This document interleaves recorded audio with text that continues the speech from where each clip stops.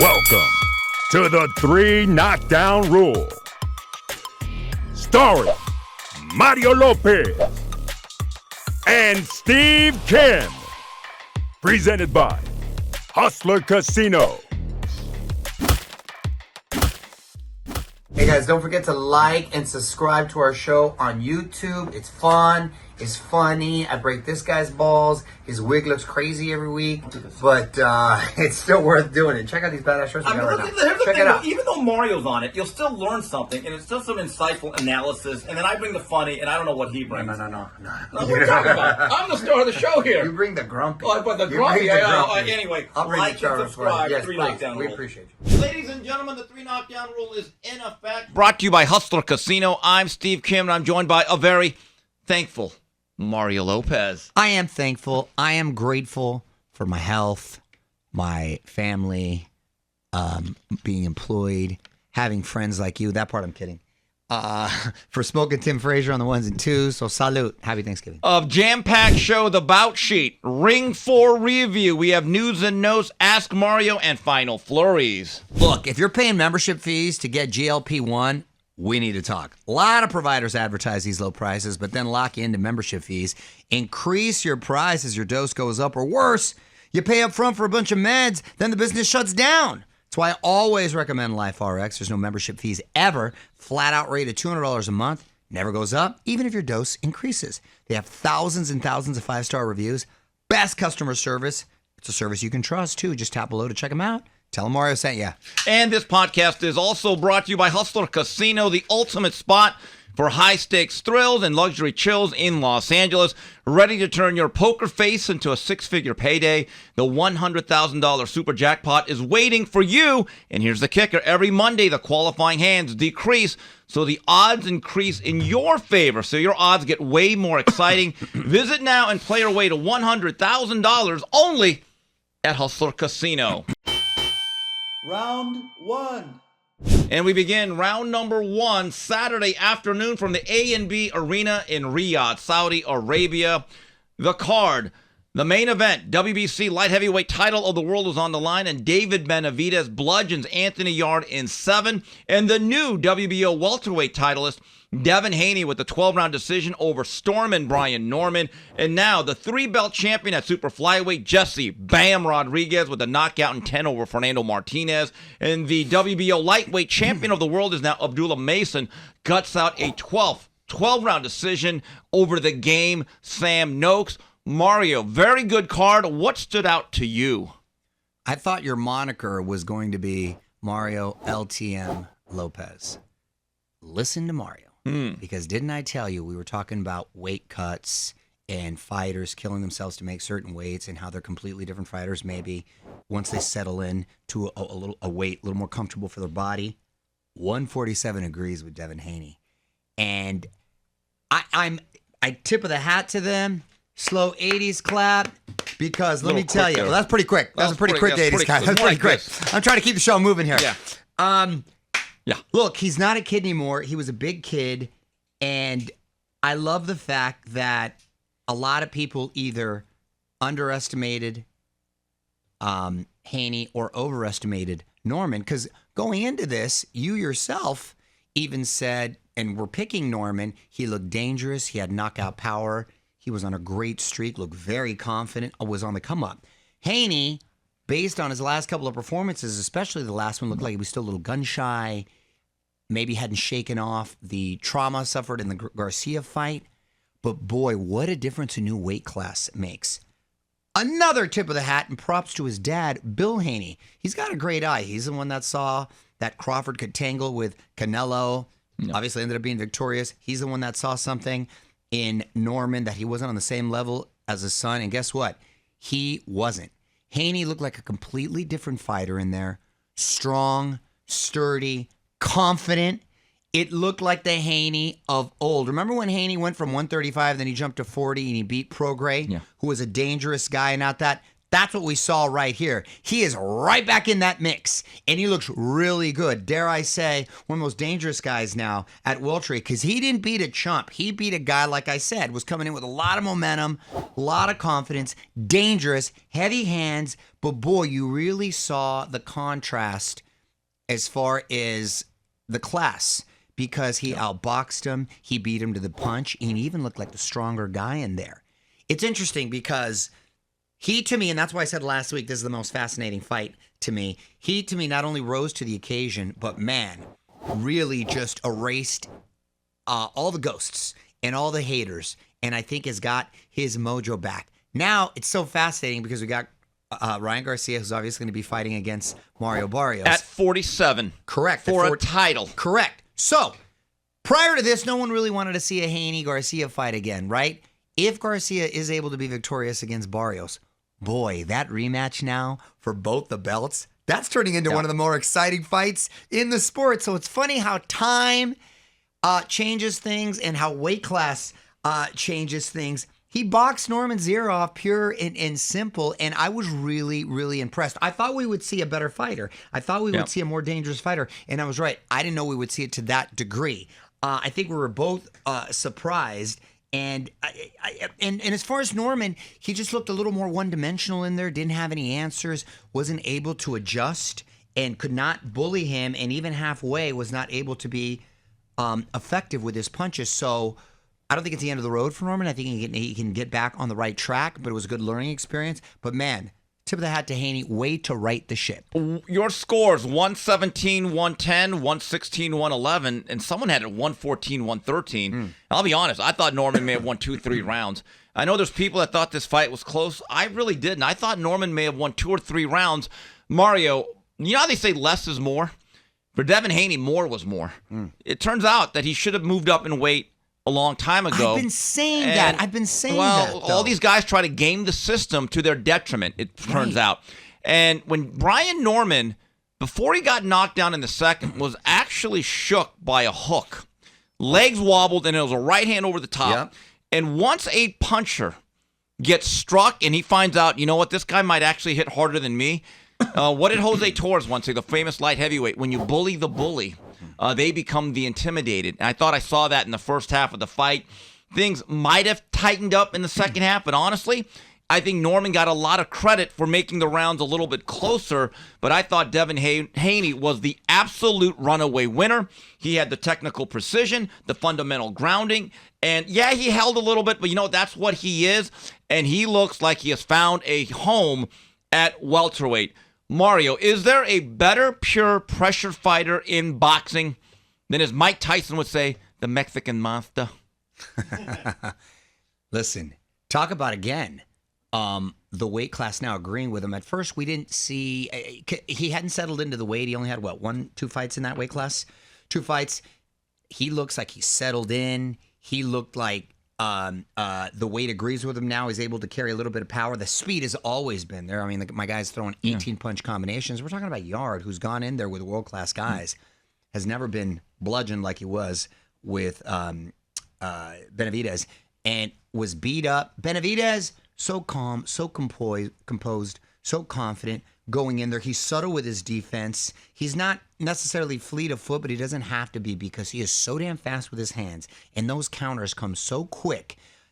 He looks like he is not only firing all cylinders, but like that guy that is on a mission and so locked in. I know outside in his outside life, personal, he's got his wife and his kids. He's got everything the way on paper it's supposed to be. He's settled, he's anchored, he's focused. The career is going great. Professionally, personally, my guy is killing it on all levels.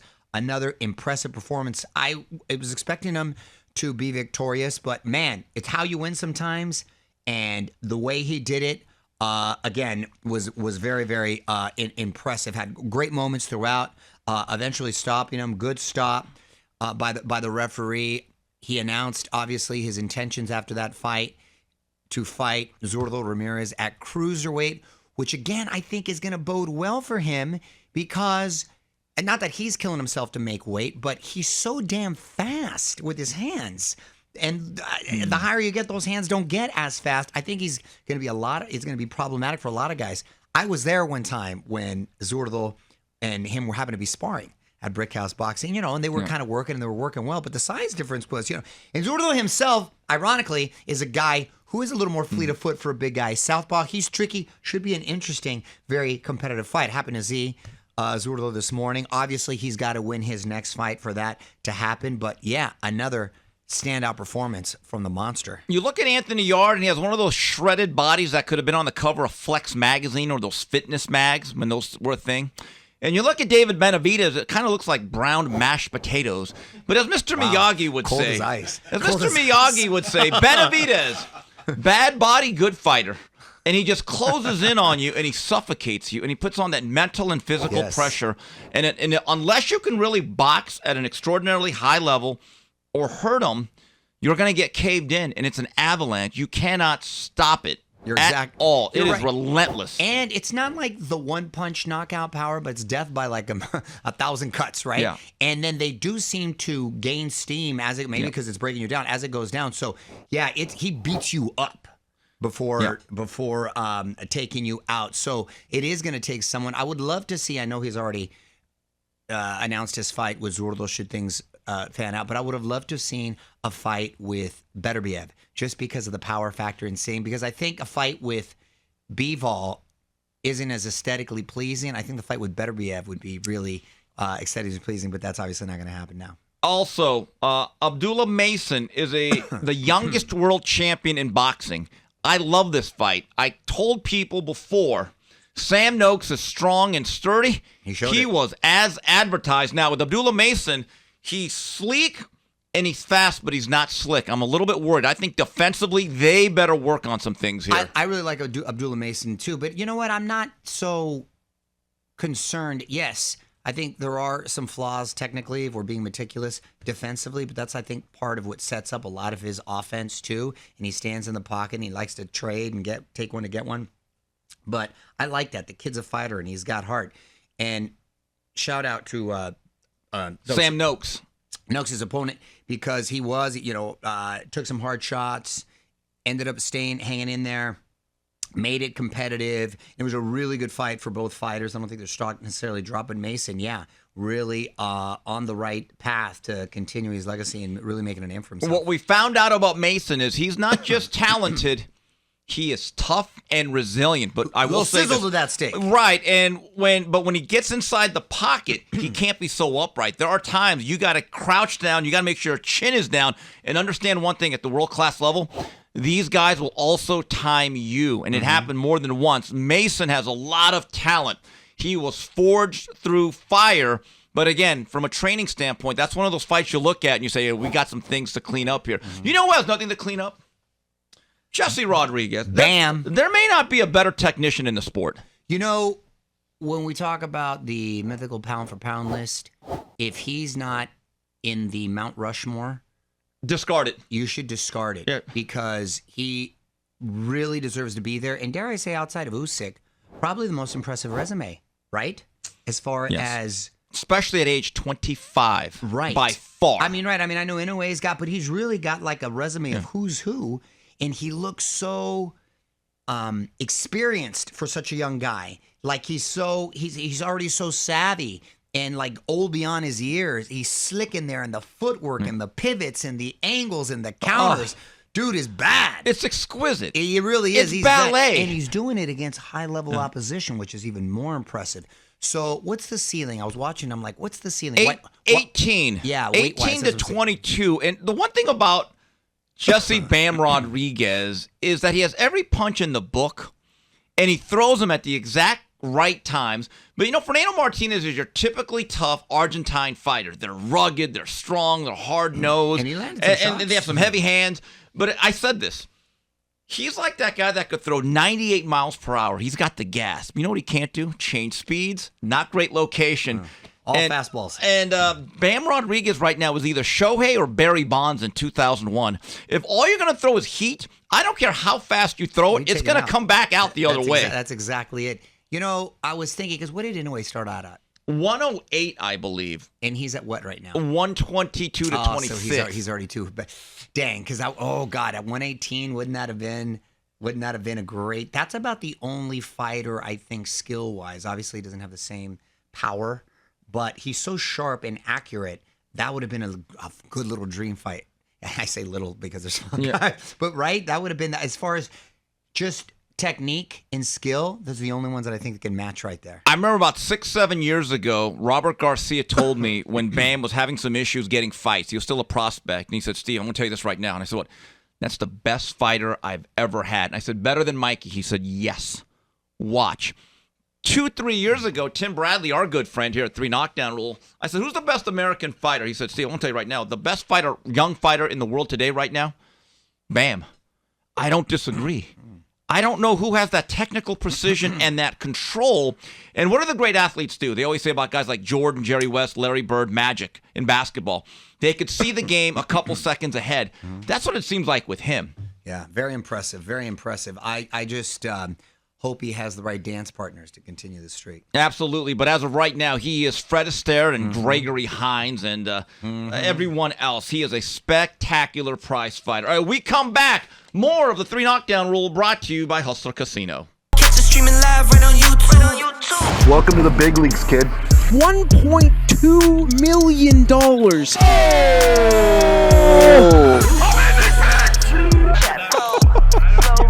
And I'm losing in this fucking game. What the fuck? This is a 400K flip. If I win by way, you get 10 grand. Fucking straddle! For my fans! What? I read it twice! Wow. All in a call. I'm not fucking leaving! Raise it up. News and notes. And we're back on the 3 Knockdown Rule brought to you by Hustler Casino. Mario, some news and notes here. This is troubling. WBC 140-pound champion Subriel Matias was supposed to fight Dalton Smith on January 10th. It looks like that whole event is in jeopardy because he has failed a VADA test for Osterine. Not again. And Are we really surprised by anybody? No, not really. You have to be naive. And that's a power puncher, too, so that's unfortunate to hear. Now you got to start questioning everything. So Yeah, and speaking of that, he was the guy that was the opponent when Maxim Dadashov died due to his injuries. I mean, you just take a look at it, and you're right. Anytime a guy, any fighter, not just Subriel Matias, fails a drug test, it brings about the question, how many times have they done it? Because I think we are incredibly naive if you think, well, it's only the only time. Right, of course. No, you'd be a moron, quite frankly, if you think that, or gullible. So I don't know what's going to happen with this event. It was not selling a lot of tickets. I'm not so sure if Dalton Smith now gets elevated into a vacant title shot, but I get the sense that Subriel Matias, who says, hey, I want the B sample to be tested, but people have to realize about the B sample. It's from the exact same sample. Right. It's just the other half of it. Right. I don't even recall the last time a B sample came up in a different direction than the A sample. Even if it does, you're still, then what? And then what? Right. Exactly. Mario, some tragic news, and this is a young man that I think we saw grow up in the gym, specifically at Wild Card Boxing. I had heard that he was going through some health issues, and unfortunately it is true. Vanes Martirosyan, at age 39, succumbed to skin cancer. Yeah, that broke my heart. I knew Vanes very well, actually, through the years at Wild Card. Really nice kid, and his father, who I got to know. Would be at the gym almost every day with the younger brother. Correct. And I still see the father. Really? Yes, with... it makes me sad thinking about it. With Vanes's kids, who now don't have their father. I see the father often because they train at a gym called KD MMA, where my boys train. So I see the father, and, I was just kind of... And then I knew how his son was. I always ask about him, and I haven't seen him since this news broke, but it is heartbreaking, knowing those kids are going to grow up without a dad and him being such a young guy. So, just God bless and prayers up to Vanes, really good young guy. Some of the career highlights of Vanes: 2004 U.S. Olympian. Yeah. Ended his professional career with a record of 36-4-1, 21 knockouts, with wins against guys like Kasim Uma, Willie Nelson, and Ishe Smith. And his last bout came in 2018 on late notice against Triple G Gennady Golovkin at the War Grounds of Carson. What I'll always remember about Vanes, he had a great spirit, very friendly guy, very funny. Fast hands. Fast hands. He was great in the gym.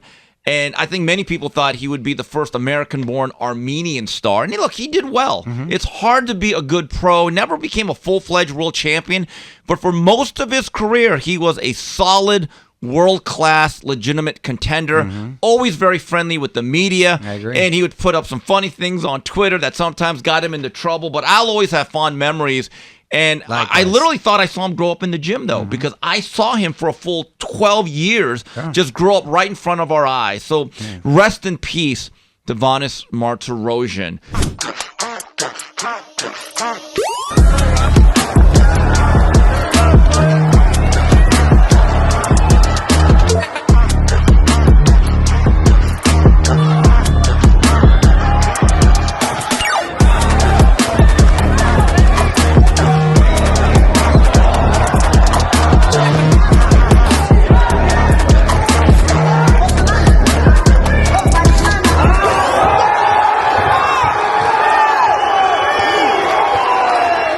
Ladies and gentlemen, are you looking to get involved with the 3 Knockdown Rule and sponsor our show?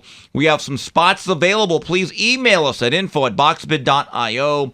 Once again, that's info@boxbid.io. Boxbid is an online platform that helps professional boxers connect with their fans by providing exclusive Fight Week merchandise, memorabilia, and sponsorships. You can even buy a shout-out on Boxbid.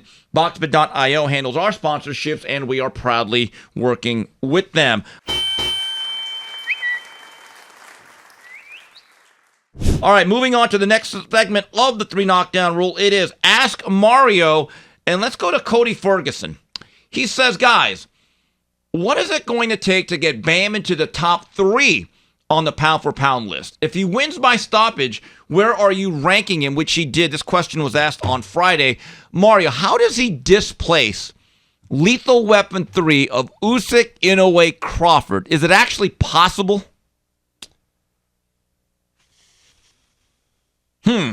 Well, here's the thing about Crawford, and as great as he is, the amount of fights. Bam's been a lot busier if you want to get meticulous and start splitting hairs. Has he? He fights about twice a year. He doesn't fight any more than anyone else. God, why does he seem like he fights more? Because we love it. But I wish he'd fight more. He's only 25. And by the way, you know who agrees? Robert Garcia. I wish all of them would fight more. You really can't crack those 3 then. I just thought by activity, I thought he had one more fight than Crawford, and then if I'm wrong, then no, then you can't. And that was it. You got at that point just go 1, 1A, 2, 2A. You can't really upend those guys. I think Bam makes a strong argument for being number 4 because Bivol is injured. No, 100% 4. I put him 4 no matter what. Right. I know certain people have Bivol and Beterbiev and then Bam based on age and where they're at in terms of their physical peak and apex and recent performances.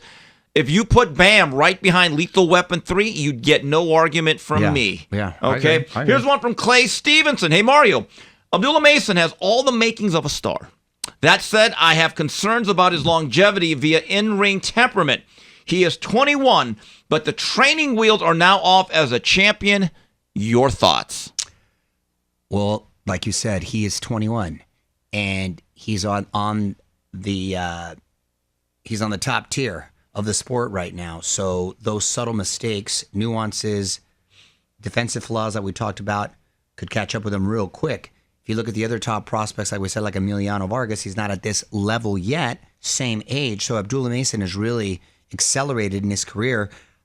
I don't think there's any soft touches, but I still think he's very much in the mix if you're going odds-wise with any fighter in his weight class. I don't think he's the type of kid that's going to necessarily, or at least he hasn't shown, he's going to veer off the path he's on. So he keeps working on. I can't imagine he through every fight, he's going to continue to improve and get better in the areas that he's lacking. I can't imagine Top Rank and his management led by James Prince are reckless. I think they understand the situation. Now, with that being said, in the era of the 4 belts, it is much easier to kind of hide and develop a champion as they go along in the process. Now, when you had 1 or 2 belts, basically you were taking on guns every single time. I believe that Abdullah Mason has a great temperament, as Clay said, but I do think his overall boxing and understanding the advantages he has as a southpaw, he's got to learn how to be advantageous toward that. But I don't want him to change too much. I like watching the way he fights. Exactly. Bottom line. Here's one from the masses meant. With two pretty good, and in Haney's case, much better than expected performances, who would you like Haney and Benavidez to fight next? I wouldn't mind Benavidez versus Beterbiev or Bivol. A Haney rematch with either Garcia or the winner of Teofimo and Shakur. That all sounds good. It all sounds good. Like I said, Benavidez and Beterbiev, I think it would be a fun fight stylistically, but it looks like that's Are you not disappointed that Benavidez' light heavyweight run was so short and it did not include Beterbiev or Bivol? I can't lie. I sort of am, and I'm a guy that likes the Zurdo fight at cruiserweight. I think it's a much tougher fight if he stays at 175 and fights Beterbiev. It's a much more competitive fight, and not as dangerous as Zurdo, believe it or not. Don't you agree? Agreed, and plus there's no weight cut. Exactly. And as far as Haney, well, we were talking about that earlier. Should Garcia be victorious, then it makes all the sense and business sense in the world for Garcia and Haney to have that rematch. Big money, storyline. It becomes a really sexy, sought-after fight right after Ortiz and Boots. If Ryan wins, then the second fight I really want to see is the rematch at 47, Garcia and Haney. The reality is, and to this which, by the way, both those fights that I just mentioned bodes well for Golden Boy. When you talk about Haney, and you mentioned Ryan Garcia or the winner of Teofimo and Shakur, how about all of them? You know, when you talk about that quartet... Teofimo and Shakur, though, is 40. Yeah, but they're all around the same weight, though. I mean, they can do catch weights and all that. No, I know, but I'm saying if we're going to, you know what I'm saying, they're at 40 still. But the reality is with Teo, Tank, who I guess is retired, Ryan, you could throw in Shakur, those group of fighters are in their late 20s. They haven't fought that many times against each other, and that's been a bit of a letdown for the sport of boxing and their own legacies. Here is one from David. When I first heard Jim Lampley's wish that David Benavidez go up to heavyweight, I was skeptical. But already, he has to fight Zurdo at cruiserweight. Maybe Jim's hope will come true. Mario, in 4 years' time, who will be the number one heavyweight? Moses Itama, Joshua Edwards, Jai Opataya, or David Benavidez? I mean, I think those are the guys that are on the precipice right now as far as the next generation. The thing about Benavidez is we haven't seen him catch from the big guys. Yeah. And there's a huge difference when it comes to heavyweight and cruiserweight, and much less he was really a light heavyweight for a while. The punch resistance is just very, very different. The density with the bones, those are big boys right there, which your boy Jake Paul is going to find out, assuming things are all on the up and up. But I think he could definitely be in the mix if they take his time, choose the opponents carefully. But by all means, I don't think he's going to sail through. I think it's still going to be tough. Going back to that fight, which will take place in May, most likely at the T-Mobile Arena in Las Vegas on Cinco de Mayo weekend. And I know I'm being naive, and this is just being a prize-fighting Pollyanna. I would hope that the winner of that fight between Zurdo and Benavidez fights Jai Opataya. Wow. He's got the other two belts. And Jai Opataya is not fighting a lot of monsters, but everyone's avoiding him. And I never got the sense that Golden Boy and Zurdo were running to Jai. I think Jai is the number one cruiserweight in the world. Yes, I'd make him a favorite over Zurdo, but we need to see the fight. It makes much more business sense. And how can you blame Golden Boy for choosing Zurdo fighting Benavidez, a guy coming up in weight class who's a bigger star, another Mexican, and on Cinco de Mayo. But let's not forget when Oscar says boxing should be about the best fighting the best. Correct. They're all hypocrites here. The best fighting the best for business. Right. And what is boxing? It is a bunch of business deals dressed as a sporting event. That is the unfortunate reality for warriors like Jai Opataya. And finally, from Hamed Boxing. After Benavidez dominated and stopped Yarde, now that Benavidez is fighting Zurdo at cruiserweight, are fights against Bivol and Beterbiev still possible for Benavidez even at cruiserweight? Or should Bivol stay at 75, fight the Beterbiev trilogy, then Gavozic, Calm Smith, etc.? I think if Bivol is victorious in his rematch with Beterbiev, the most lucrative fight out there, should Benavidez be victorious against Zurdo, is Bivol moving up and fighting Benavidez, because they're essentially both real light heavyweights that are moving up. And I'll tell you what, I think Bivol could be... You think so? I think so, because he's so fleet of foot. and he's so athletic. I still think he gives the same problems stylistically to Benavidez that he would at light heavyweight or a cruiserweight. You don't agree? So let's say Bivol goes from like right around the mid-70s, and let's say comes in the mid-90s, right? Because the weight limit's now 200. His style is different than Benavidez, who just trudges forward and throws a lot of punches, but he's not a darting in and out fighter with his legs and feet. You don't think the extra 20 pounds has more of an impact on Bivol's style than with what Benavidez likes to do? I think Bivol is just a naturally athletic dude, and I think he's going to be able to carry the weight and the speed. I think will still be there. I think the style, like styles make fight, dude, just like the way Crawford did with Canelo. I really think that style would still give him problems. I'm saying he's going to win, but I'm saying it's going to give him problems. And it's a much more competitive fight. And it's the bigger business fight for Bivol. And by the way, I'm going to have to give a call to Vadim. When is that trilogy going to take place? Everybody keeps getting hurt. Yeah, by fighting less. Champions are not born. They're forged. Every challenge is an opportunity. Every setback, a lesson. But this is not just about winning.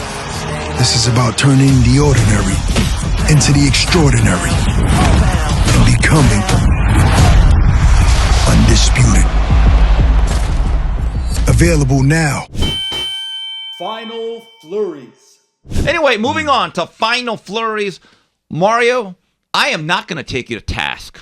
You're 2 for 2. You're on a run. You are picking some damn good shows recently. 2 best scripted shows on TV this year. My favorites, Black Rabbit and then Task, which I got to say, if I had to choose, I probably like slightly better. You? I'd go Task. By smidge. Yeah. Wasn't it good? Mark Ruffalo, he just looked haggard. Well, he looked disheveled. He looked like an unmade bed. Like life just beat him down. Well, it did, bro. It did with the murder. I don't want to get too much away, but I mean, talk about a guy who's been through it. And then Tom Pelfrey's great, too. Tom Pelfrey's great. The storyline is great from the writers of Mayor of Easttown, which I loved. And how about they're going to have a season 2? I didn't see that coming. So it's going to be an epilogue?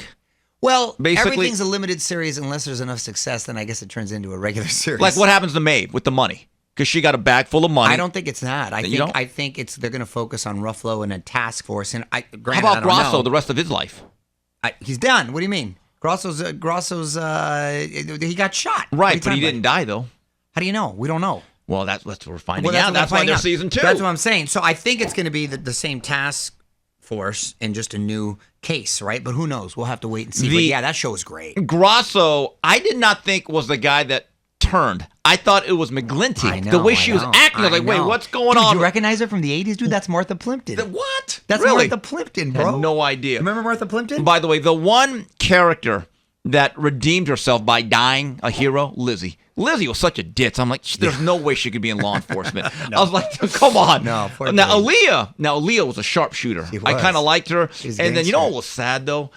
I don't want to give too much away, but when she's cleaning out her room and she saw the patch that Lizzie had made for her, and even Aaliyah had a little tear in her eyes, like, oh, and the poor little boy was like a pawn going to poor little boy's gonna be damaged. He got lucky though, because he was headed to a life of crime with the dark hearts. That's no future. The whole thing was crazy, and if she didn't get to keep the money at the end, it was gonna ruin the whole damn show for me. Yeah. So I just like the way he just kind of zipped it up. No, that was nice. That was nice. Or the way he actually said, Tom Brandis, Ruffalo's character, said, "Hey, look, she lied, but she had to." You want to ruin 2 lives? Exactly. It was very poignant. I'm glad you liked it. Now, the backstory of the adopted children. Now, I was confused because in the beginning, the daughter, I was like, wait a minute, she looks like a different I don't like shade. Forced, diverse casting. Yeah. Like, come on, why has he got these Asian kids? I don't like it. Yeah. But then it makes sense. I was like, is she a kid out of wedlock or something? Yeah, exactly. And it was, at first I was like, come on. But then you pay attention and it makes sense and it was perfect for the storyline. The scene where Brandis is taken hostage by Robbie, and they have that back and forth. I thought it was some of the best back and forth things since the scene in Heat between Pacino and De Niro. That was good. Because it was really poignant about, hey, what do you do for life? And then at the end, they're like, hey, you're a good man. Just keep walking that way. Yeah. And, man, when they got Robbie, I was like, oh. I know, right to the heart. So there is a season 2. I don't know which direction they got to be it's got to be a whole new case, like True Detective. It's got to be a whole new case. All right. But anyway, before we leave here, a couple things. I want to give a salute to my Montebello High Oilers, the Harvard of East LA, which is also an They're athletic the Oilers? factory. They're the Oilers. There used to be a lot of oil derricks in Did they Montebello. really? Yeah, Did they before really? Mexicans, there were oil derricks. Wow, That's a okay. big thing. Our football team is playing for the CIF title on Friday Good for you. at Heeman Field. I might actually go to that game. My school's just 2-3 blocks from my office. Shout out to all of our athletes. Good luck to the Oilers. And the athletic director is Rafael Gutierrez, my old high school baseball teammate. Played minor league ball for the Dodgers, by the way. Nice. Learned how to throw a knuckler, so I called him Mexican Phil Necro or Joe Necro. But good luck to the Oilers. Do us proud. You've already gone further than I ever thought we would. Nice. But go Oilers. Mario, Thanksgiving is Thursday. Yes, every year. What's your favorite pie? Pumpkin pie. Come on. It's seasonal. no, What's your? I don't know. You don't like pumpkin? What's the matter with you? I like pumpkin, but it's not the best pie. What's your favorite? Pecan Really? with the ice cream. You're like my dad. Yeah, you got to get. He likes You that. got It's a to little put too it. sweet for me. I don't like a pecan. No, it is diabetes on a pecan. plate. Or pecan. All right, but you got to just heat it just a little bit, 15 to 20 seconds. Yeah. The ice cream. I don't know if I ordered. melts. I don't know if I ordered. Kim's coming over for. Yeah. I don't know if I ordered pecan. I think I have pumpkin. You could bring your own pecan. Hold on, Coach JB's house looking better and better. Thursday. I'm not Okay, gonna go lie. ahead. I don't Get know your about- passport ready and drive out to Arizona. Oh, and one last thing. We're going to be busy. I'm going to be seeing you a lot this week. Oh, no. Lucky you. That's right. Shout out. Listen, if you're in the Long Beach area or you want a good time Long Beach. before you sit down with your family on Have a few laughs. Thanksgiving, have a few laughs. Wednesday, big party day. We're going to be at the Laugh Factory in Long Beach. We got a hell of a lineup. Oh, yeah. Yours truly is going to be there presenting. We're going to have tequila shots for everyone. First one's Órale, on me. órale. Good time. Long Beach Laugh Factory this Wednesday. Way Out Loud. Great show. Check Absolutely. it out. I was there 8 back o'clock. in February. That's Really right. enjoyed myself. All right, we just want to let you know, again, if you want to sponsor our show, email us at info@boxbid.io on behalf of Mario Lopez and Smoke and Tim Frazier. Till next week, goodbye, everybody, on the 3 Knockdown Rule.